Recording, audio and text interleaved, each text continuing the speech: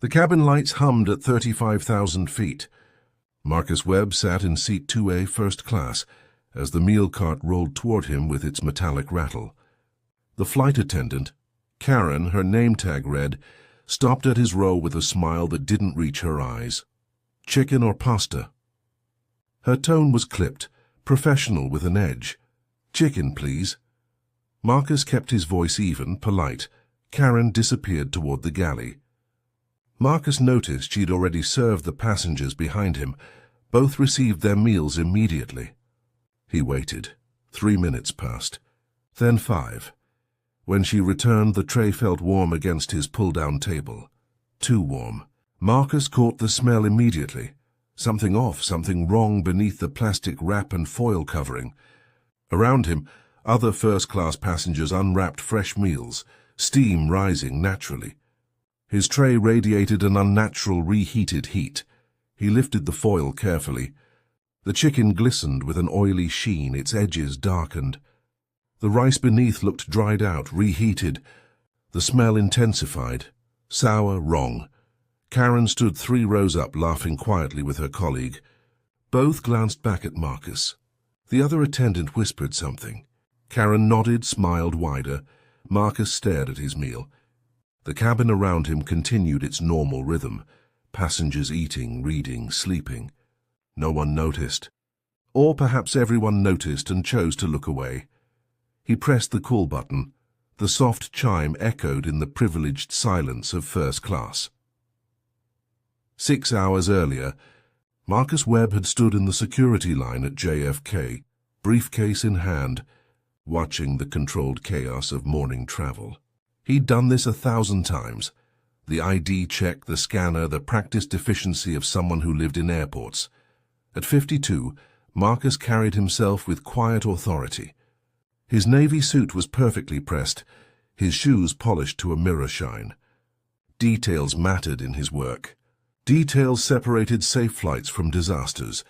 Senior FAA inspector. The title lived in his worn leather ID holder, tucked safely in his breast pocket.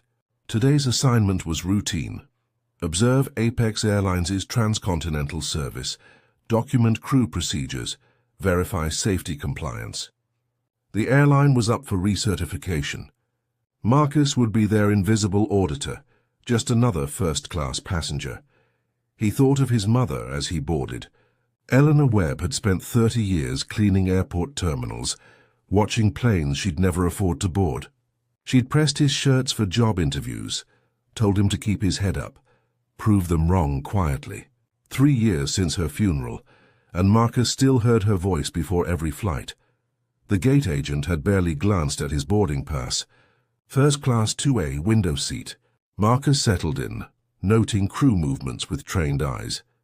The way they checked overhead bins, their communication patterns, the small inefficiencies that might matter later in his report. He was good at being invisible. It was practically a job requirement. This flight should have been simple. Observe, document, file paperwork. Another Tuesday. Another routine compliance check. He opened his briefcase slightly. Inside, his tablet and documentation tools waited. His FAA credentials rested in their leather holder. Not yet. First, he'd watch how Apex Airlines treated a regular passenger. Marcus had learned long ago that people revealed their true standards when they thought no one important was watching.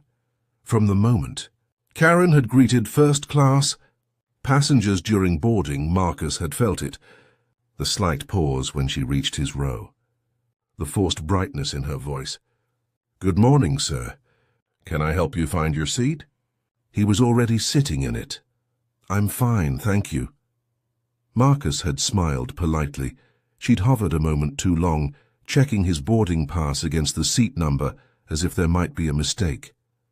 The passenger across the aisle, a white businessman in an expensive suit, received no such verification. During beverage service, Karen had offered him the economy menu options first. "We have Coke, Diet Coke, ginger ale." She'd listed 5 options before catching herself. "Oh, and in first class we also have champagne wine cocktails." The businessman got champagne or wine.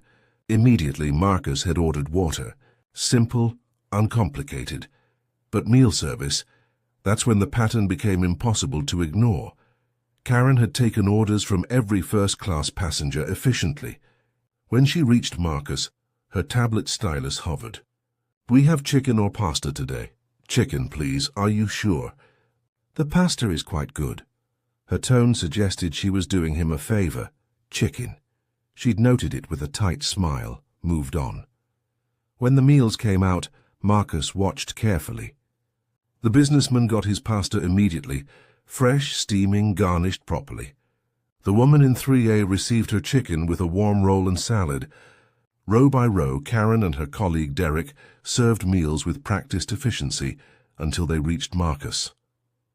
Karen disappeared into the galley. Through the curtain gap, Marcus saw her speaking with Derek, both glancing toward first class.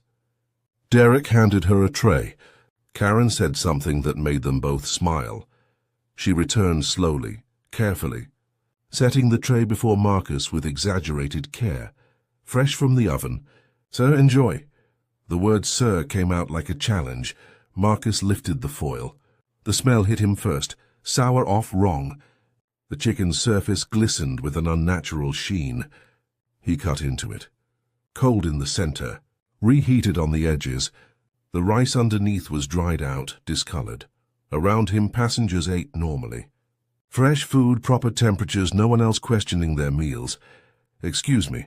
Marcus kept his voice level. "This doesn't seem right." Karen turned back, eyebrows raised in theatrical concern. "Is there a problem?" "The chicken smells spoiled." "I assure you, sir, all our meals are prepared fresh according to FDA standards." She smiled with her mouth only. "Perhaps you're just not used to airline cuisine." The businessman glanced over, then away quickly. No one wanted to be involved. Marcus met Karen's eyes. "I'd like to speak with your supervisor." "Of course." Her smile widened. "I'll get the head flight attendant." She walked away, confident, unbothered. In her mind, this was over. Just another complaint from someone who didn't understand how things worked at altitude. Marcus carefully photographed his meal with his phone, the timestamp. The appearance, the clear signs of improper storage and reheating. He was still invisible. Still just another passenger, but not for much longer. Marcus stared at the concealing foil, now crumpled beside the offensive chicken. The cabin noise compressed around him. Engine hum, quiet conversations, the rustle of newspapers. Everything normal for everyone else. His hands rested flat on the armrests, steady despite the anger coiling in his chest. How many times? How many flights, how many hotels? How many meetings where someone looked at him and saw incompetence, saw threat, saw anything except what he actually was? The businessman across the aisle bit into his fresh pasta, absorbed in his laptop screen. He'd witnessed the entire exchange. Said nothing. Did nothing. Complicity through silence. Marcus thought of his mother's hands, worn rough from industrial cleaners and hard floors. Eleanor Webb had mopped the terminal floors below, while executives flew overhead in first class. She'd taught him 2 lessons. Dignity wasn't granted, it was claimed, and documentation was power. "Keep your head up," she'd whispered at his FAA graduation. "Prove them wrong quietly." But this wasn't about proving anything anymore. This was about a flight attendant who deliberately served him spoiled food, who'd dismissed his concern with barely concealed contempt, who'd done it before. Marcus would bet his career on that, and would do it again to the next passenger. She decided didn't deserve basic respect. Karen's laughter drifted from the galley. Light and unburdened, Marcus felt the weight of his credentials in his breast pocket, the authority to ground aircraft, suspend operations, mandate investigations, power earned through decades of meticulous work. Not yet. He needed more. He needed a pattern. He needed documentation that would withstand the inevitable corporate lawyers and union representatives. He opened his briefcase slightly, pulling out his tablet. Time to work. Marcus was 12 when his mother first took him through the airport terminals after her shift. Eleanor had walked him past the gates, pointing at planes through the massive windows. "That one's going to California. That one's international, maybe Paris or London. Have you ever been on one?" young Marcus had asked. Her smile had been sad and proud at once. "No, baby. But you will. You're going to fly for both of us." 20 years later, Marcus had kept that promise. His first day at the FAA, he'd been the only black inspector in the Northeast Regional Office. The side eyes, the subtle tests, the extra scrutiny on every report. He'd learned quickly. Be twice as thorough, document everything, never give them ammunition. His specialty became in-flight safety compliance, the invisible systems passengers trusted with their lives. Food handling, equipment maintenance, crew training protocols. Marcus had grounded 3 airlines for violations others had missed or ignored. He'd testified before Congress twice. His reports were case studies in precision. "Webb's a hard-ass," they said in the industry. "But he's fair." Fair meant holding everyone to the same standard. Fair meant a CEO's airline got the same scrutiny as a budget carrier. Fair meant a spoiled meal wasn't just bad service. It was a potential safety violation that indicated deeper problems. Today's assignment to Apex Airlines wasn't random. The airline had 2 previous food safety complaints in 18 months, both dismissed after internal reviews. Marcus's supervisor had sent him specifically to verify their protocols before recertification. "Just observe," his boss had said. "Document procedures. Standard compliance check. Standard, routine, invisible." Marcus glanced at the spoiled chicken on his tray. Karen had no idea who she'd just served. No idea that her casual cruelty was being documented by someone with authority to destroy her employer's operations. His mother's voice echoed, "Prove them wrong quietly." Marcus pulled up his documentation software. Time to be very, very quiet. And very, very thorough. Marcus activated his tablet's camera, angling it to capture his meal while appearing to read. Click. The timestamp logged automatically, 11:47 a.m. Flight X2142 date and location embedded. He photographed the chicken from 3 angles. The cold center, the overcooked edges, the discolored rice beneath. Then he switched to his notes application. Observation log, encrypted, backed up to FAA servers in real time. 11:47 a.m. Served meal exhibiting signs of improper storage and reheating. Chicken cold in center, edges dried and darkened. Sour odor consistent with early spoilage. Employee Karen, last name pending, displayed dismissive behavior when concerns raised. Possible food safety violation, possible discriminatory service pattern. Marcus watched Karen serve the remaining rows. Her professionalism returned instantly. Warm smiles, attentive service, no hint of the contempt she'd shown him. The transformation was practiced, natural. She'd done this before. He opened his FAA database access, pulling Apex Airlines' compliance history. 2 food safety complaints, both filed by passengers of color. Both dismissed after internal investigation. No external audits. No follow-up inspections. A pattern. Marcus cross-referenced crew assignments. Karen Thompson, 7 years with Apex. He pulled her employee file through federal access protocols. 14 passenger complaints. 12 involved passengers of color. 0 disciplinary actions. The airline had protected her repeatedly. His fingers tightened on the tablet. This wasn't just about one bad meal anymore. This was systematic negligence, discrimination enabled by corporate indifference. Karen approached with the dessert cart, smile fixed in place. "Dessert, sir?"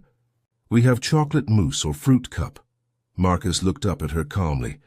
"Actually, I'd like to speak with the head flight attendant now. The matter is urgent." Something flickered in her eyes. Uncertainty? Fear? It vanished quickly behind professional courtesy. "Of course. Let me get Derek for you." She walked away, her confidence restored. Marcus saved his documentation, backed it up twice. His preliminary report was already half written. By the time they landed, every detail would be logged, every protocol violation documented. Karen thought this was over. She thought she'd won. She had no idea the audit had just begun. Derek emerged from the galley with practiced calm, his smile professionally sympathetic. Mid-40s, trim build, the bearing of someone who de-escalated 1,000 passenger complaints. He crouched beside Marcus's seat, voice low and reassuring. "Good afternoon, sir. Karen mentioned you had a concern about your meal." Marcus gestured to the tray. "The chicken is spoiled. Cold in the center, improperly reheated, sour smell. I want this incident formally logged." Derek examined the tray with theatrical thoroughness, even lifting the chicken slightly with a fork. His nose wrinkled, he smelled it too. Marcus saw the recognition flash across his face before the corporate mask slammed back into place. "I understand your concern, sir." Derek's tone was soothing, condescending. Sometimes at altitude, food can taste or smell different due to cabin pressure. It affects our senses. Perhaps you're not accustomed to— "I've flown first class over 200 times," Marcus interrupted quietly. "I know what properly prepared food smells like. This is spoiled."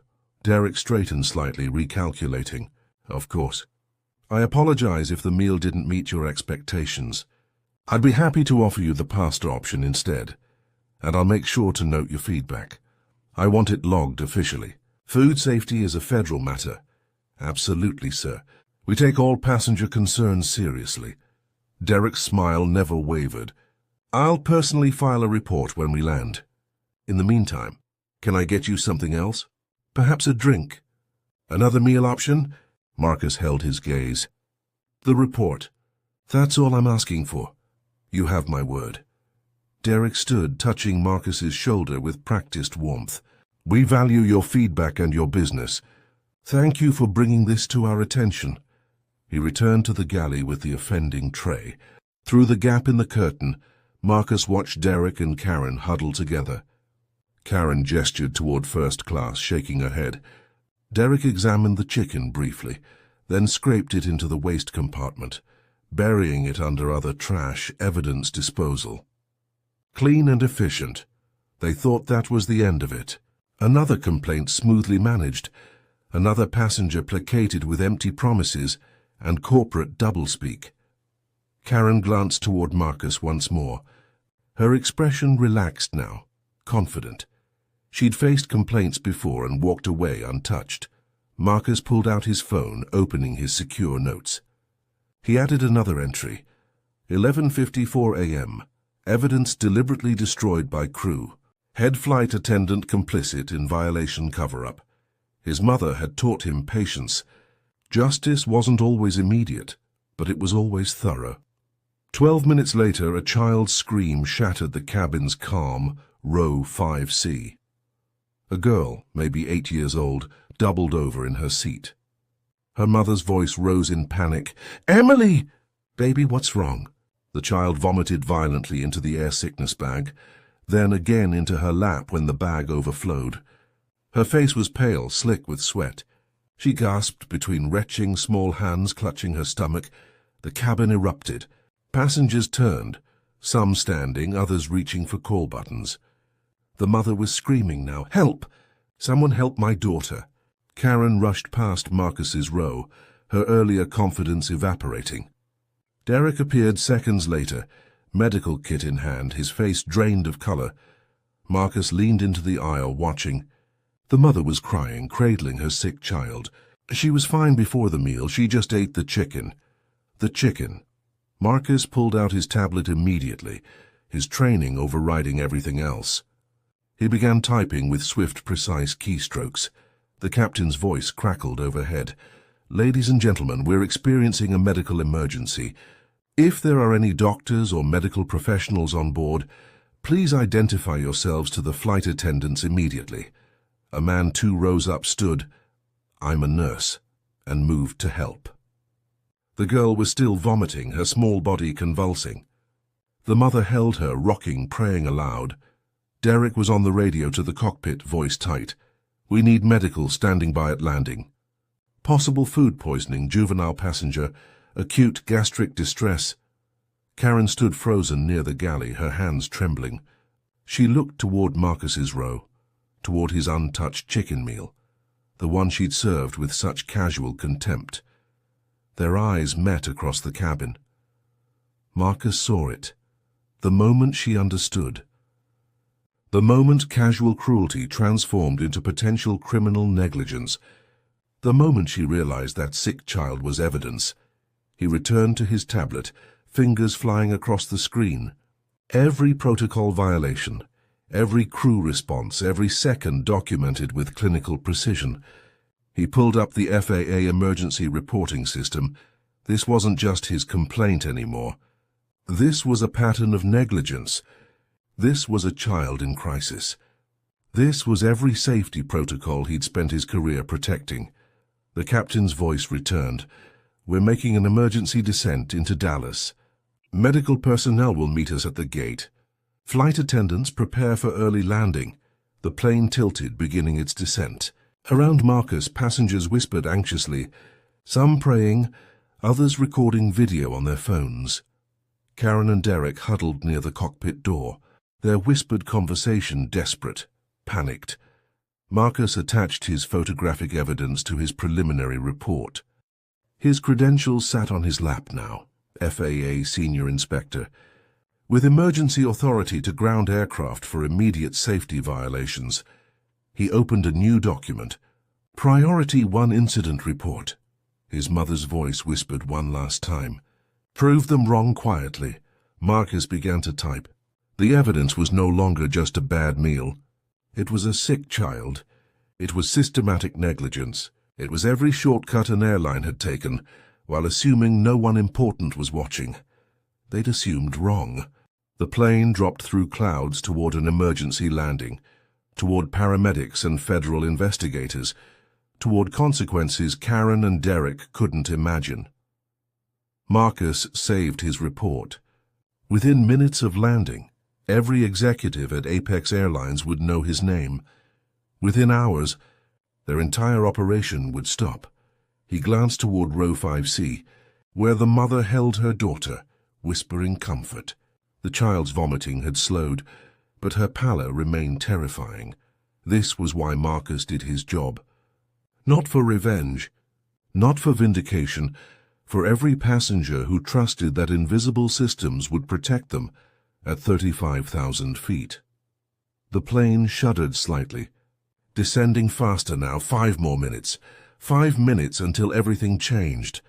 The plane touched down with a screech of tires and thrust reversers roaring. Through the windows, Marcus saw the emergency vehicles, ambulance, fire truck, airport security, lined up like sentinels. The cabin was silent except for Emily's weak whimpers and her mother's whispered prayers. No one moved. No one spoke. The usual post-landing chaos, phones turning on, overhead bins opening, didn't happen. Everyone waited, suspended in collective dread. Paramedics boarded within seconds of the door opening. They moved efficiently toward row 5C, asking rapid questions. The mother answered through tears. She ate the chicken, just the chicken. She was fine before that. One paramedic glanced at the flight attendants. Anyone else experiencing symptoms? Silence, heads shook. Marcus remained still, watching. Karen stood near the galley exit, face ashen, hands clasped so tightly her knuckles were white. Derek stood beside her, jaw clenched, watching the paramedics work with barely controlled panic in his eyes. They knew. They both knew what they'd done. Emily was lifted onto a portable stretcher, still conscious but barely. Her mother gathered their belongings with shaking hands, following the paramedics off the plane. Other passengers began standing slowly, uncertain, glancing at their own meal trays with new suspicion. Marcus stayed seated. He pulled out his FAA credentials, holding them in his lap where only he could see them. Not yet. Let them think they'd survived this. Let them believe the emergency landing was the worst of it. Karen made eye contact with him once more, across the emptying cabin. Her expression was haunted, desperate. She looked away quickly. The businessman from across the aisle paused beside Marcus's row. That was terrifying. "Hope the kid's okay." He said it like an observation, not an apology for his earlier silence. Marcus nodded once. The businessman left. Soon the cabin was nearly empty, just Marcus, the crew, and the gate agents coordinating ground operations. Through the window, Marcus watched the ambulance pull away, lights flashing. He thought of his mother again. Eleanor Webb, who'd cleaned these terminals for 30 years, invisible to everyone who mattered, who'd taught him that justice wasn't loud or dramatic. It was patient, thorough, inevitable. Marcus stood slowly, briefcase in hand, credentials now visible in his shirt pocket. Time to stop being invisible. Marcus approached the cockpit as the last passengers filed off. Karen saw him coming, saw the credentials, and her face went white. She grabbed Derek's arm. Derek turned, squinted at the ID holder, and froze. FAA Senior Inspector Marcus Webb. Marcus's voice was calm, professional, devastating. "I need to speak with your captain and the entire crew, now." Derek's mouth opened, closed, opened again. "Sir, we didn't know—" "Conference room. Gate level. 5 minutes." Marcus pulled out his phone, already dialing. "I'm calling my regional supervisor and airport security. No one leaves this area until preliminary statements are taken." Karen's voice came out as a whisper. "The child, is currently in an ambulance because your crew served contaminated food and covered up the evidence." Marcus met her eyes. "I have photographs, timestamps, witness observations, and documentation of your attempt to dispose of the spoiled meal I was served. The same meal that made that child sick." The captain emerged from the cockpit, a gray-haired man with weathered features. "What's going on?" Marcus showed his credentials. "Captain Rodriguez. I'm Senior Inspector Webb with the FAA. I was conducting an incognito compliance check on this flight. We have a Priority 1 food safety violation with passenger injury. Your aircraft is grounded pending investigation." Rodriguez's face went from confusion to horror in 3 seconds. "Jesus Christ!" "Conference room," Marcus repeated. "All crew members. No one discusses this incident with anyone except federal investigators." Within 10 minutes, they were seated in a sterile airport conference room. Marcus, Captain Rodriguez, Derek, Karen, and 2 other flight attendants who'd been in the galley during meal service. Airport security stood at the door. Marcus laid out his tablet on the table. His documentation filled the screen. Photos, timestamps, observation logs, every detail recorded with prosecutorial precision. At 11:47 a.m., Flight Attendant Thompson served me a chicken meal that exhibited clear signs of spoilage and improper storage.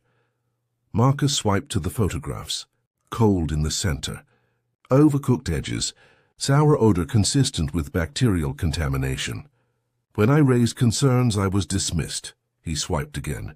At 11:54, Head Flight Attendant Cruz disposed of the evidence without logging the incident or removing other potentially contaminated meals from service. Another swipe.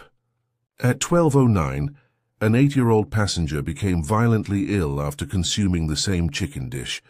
Emergency landing was required. The room was silent except for Karen's quiet crying. Marcus pulled up his FAA access portal. "I've reviewed your airline's history.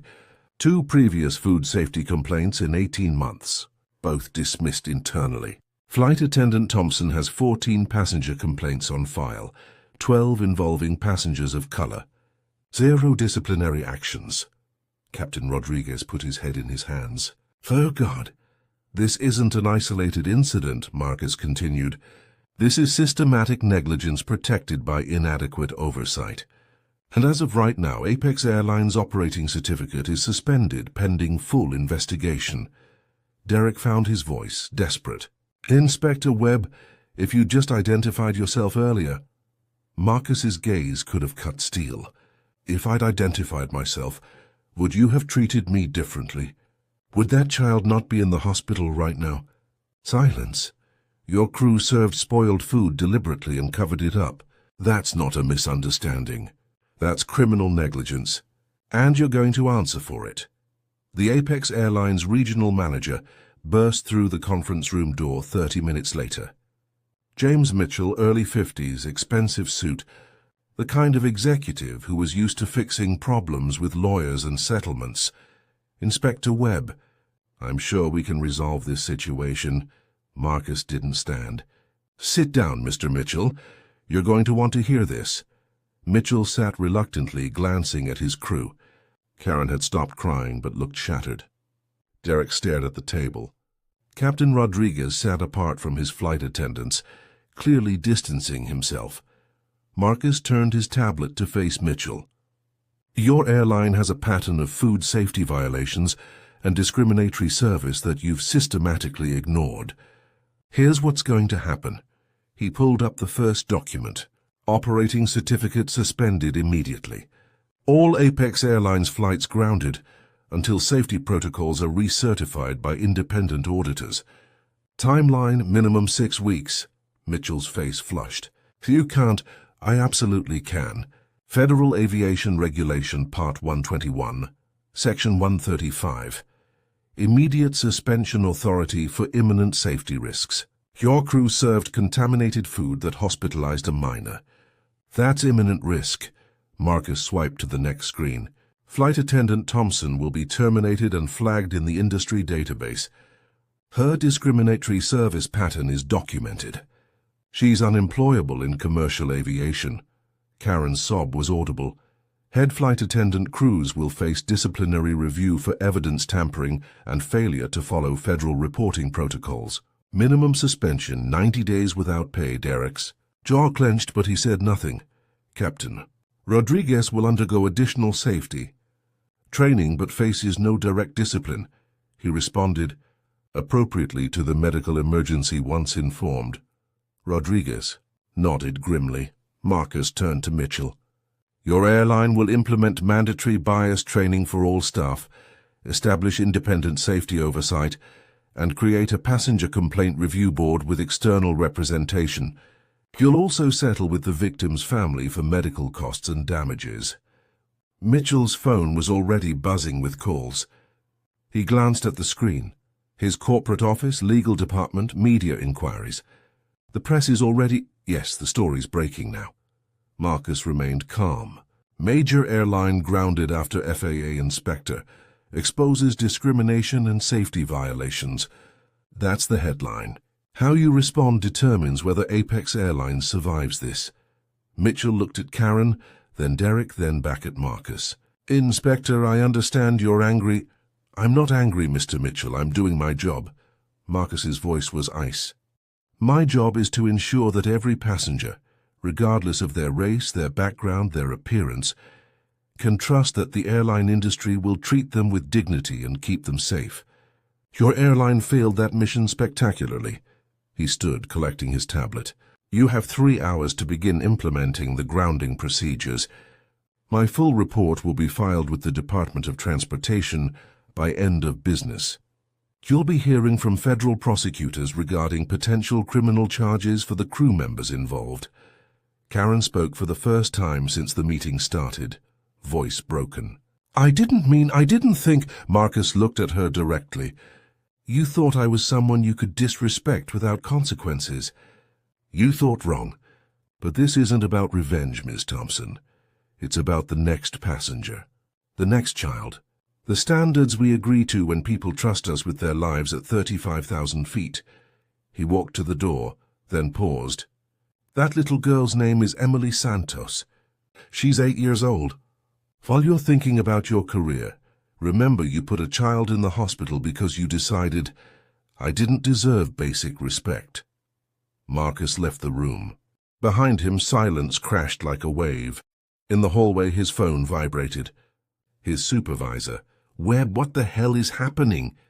We're getting calls from Apex Corporate, DOT, and 3 news networks. Doing my job, sir. Full report coming within the hour. Is it as bad as they're saying? Marcus thought of Emily's pale face, her mother's tears, Karen's casual cruelty, the decades of complaints ignored. It's worse. But we're fixing it. He ended the call and pulled up his email. A message from Dallas Medical Center. Emily Santos, stable condition, expected full recovery, released to parents. Marcus closed his eyes briefly. Thank God. His phone buzzed again. A text from an unknown number. Inspector Webb, this is Maria Santos, Emily's mother. The hospital told us what you did. Thank you for seeing us when we were invisible. Thank you for protecting my daughter. Marcus saved the message. He'd add it to his report, not as evidence, but as a reminder of why the work mattered. He walked through the terminal, past the Apex Airlines gates, where confused passengers clustered around departure boards, showing cancelled in red letters. Past the cleaning crews, people like his mother, doing invisible work that kept the whole system functioning. His mother's voice. Prove them wrong quietly. Sometimes quiet wasn't silent. Sometimes it was the steady accumulation of evidence, the calm presentation of facts, the system working exactly as designed when someone refused to let it fail. Marcus headed toward the exit, briefcase in hand, the weight of his credentials lighter now. Another flight tomorrow. Another compliance check. Another opportunity to ensure the system served everyone equally. 3 weeks later, Marcus sat in his office reviewing the aftermath. His desk was covered with documents. Apex Airlines remediation plan, settlement agreements, media coverage, congressional inquiries. The airline had survived barely. Stock price crashed 23% before stabilizing. 6 executives resigned. The board implemented every reform Marcus had demanded, and several more recommended by the Doughty. Karen Thompson's termination was final, her name flagged across the industry. She'd never work commercial aviation again. Derek Cruz accepted a 90-day suspension and mandatory retraining. He might survive his career, but his advancement was over. Captain Rodriguez had written Marcus a personal letter. I flew for 30 years thinking I knew what professionalism meant. Your integrity in the face of disrespect showed me I still had much to learn. Thank you, but the letter that mattered most sat framed beside his mother's photograph. Inspector Webb, this is Maria Santos. Emily recovered fully and is back in school. But I wanted you to know what you did meant more than just fixing our situation. You showed my daughter that when someone treats you as less than human, there are still people who will stand up and say that's wrong. You showed her that justice exists, even when it's hard to see. You gave her faith in systems I'd started to think were broken.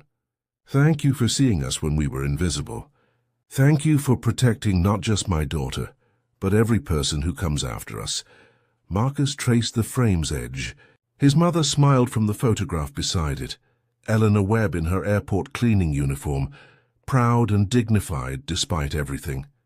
She'd never flown first class, never experienced the privilege Marcus now moved through routinely.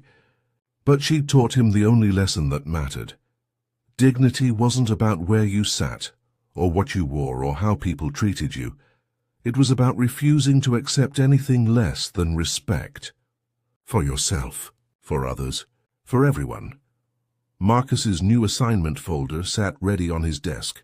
Another airline, another compliance check, another week of being invisible while watching how systems treated people who thought no one important was watching.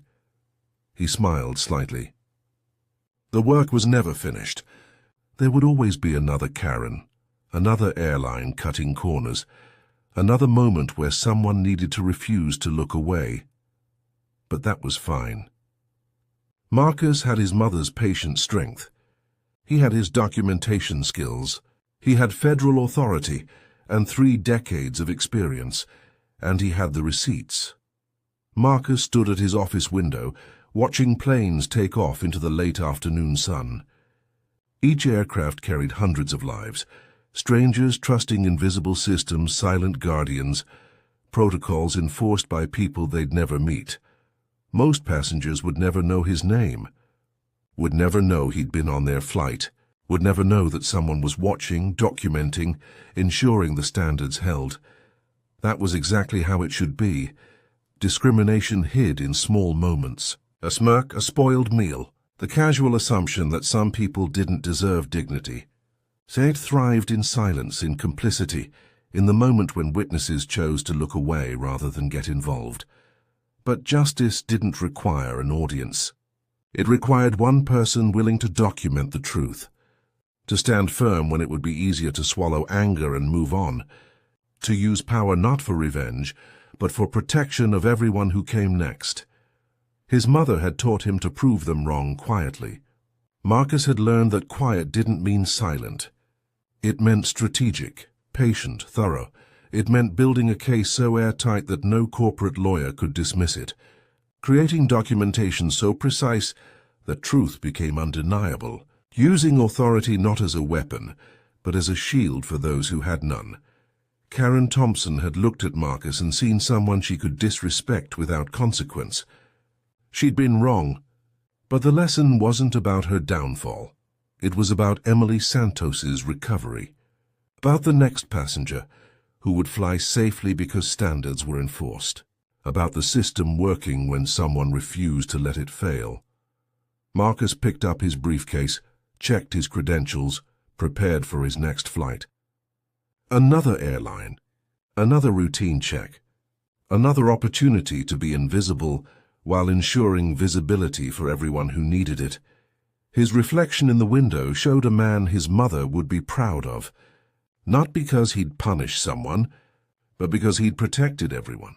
The most powerful act of justice wasn't raising your voice, it was refusing to look away, and having the receipts to prove what you witnessed. Marcus walked out of his office into the terminal. Just another traveler in the endless flow of humanity, invisible, watching, ready. The Apex Airlines regional manager burst through the conference room door 20 minutes later. James Mitchell, expensive suit, executive authority, ready to fix this with lawyers and money. Inspector Webb, I'm sure we can resolve. Sit down, Mr. Mitchell.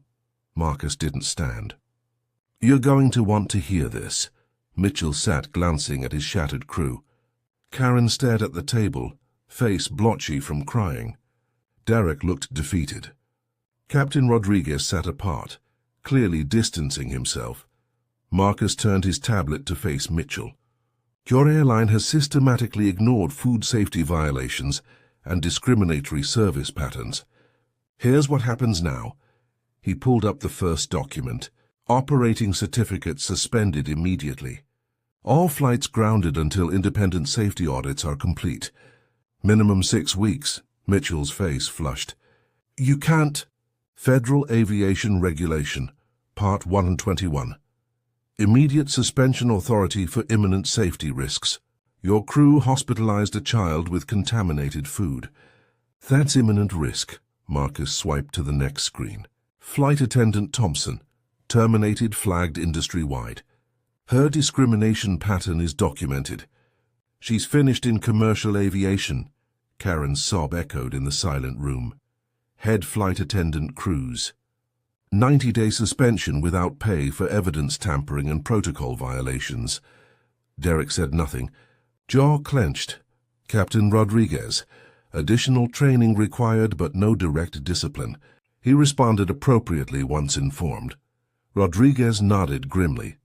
Marcus faced Mitchell. Your airline will implement mandatory bias training, establish independent safety oversight, and create an external passenger complaint review board. You'll settle with the victim's family immediately. Mitchell's phone buzzed continuously. Corporate, legal, media. He glanced at the screen. The press. Yes, the story's breaking now. Major airline grounded after inspector exposes discrimination and safety violations. Marcus remained calm. How you respond determines whether Apex survives this. Mitchell looked at his crew, then back at Marcus. Inspector, surely... I'm doing my job, Mr. Mitchell. Ensuring every passenger can trust airlines will treat them with dignity and keep them safe. Your airline failed spectacularly. Marcus stood, collecting his tablet. You have 3 hours to begin grounding procedures. My full report goes to the Department of Transportation today. Federal prosecutors will review potential criminal charges. Karen spoke, voice broken. I didn't mean... Marcus looked at her directly. You thought I was someone you could disrespect without consequences. You were wrong. But this isn't revenge. It's about the next passenger, the next child. The standards we maintain when people trust us with their lives. He walked to the door, paused. That little girl's name is Emily Santos, 8 years old. While you worry about your career, remember, you put a child in the hospital because you decided, I didn't deserve basic respect. Marcus left. Behind him, silence. In the hallway, his phone vibrated. His supervisor. Webb, what the hell? We're getting calls from everywhere. Doing my job, sir. Full report in an hour. Is it as bad as they're saying? Marcus thought of Emily's pale face, her mother's tears, the years of ignored complaints. Worse, but we're fixing it. He ended the call. A message from Dallas Medical. Emily Santos, stable, expected full recovery, released to parents. Marcus closed his eyes briefly. Thank God. Another text, unknown number. Inspector Webb, this is Maria Santos. Thank you for seeing us when we were invisible. Thank you for protecting my daughter. He saved it, not as evidence, but as a reminder of why the work mattered. Marcus walked through the terminal past confused passengers at Apex gates, past cancelled signs in red, past cleaning crews doing invisible work like his mother once did. Sometimes quiet wasn't silent. Sometimes it was steady evidence accumulation, calm fact presentation, the system working when someone refused to let it fail. Another flight tomorrow. Another check. Another opportunity to ensure everyone was protected equally.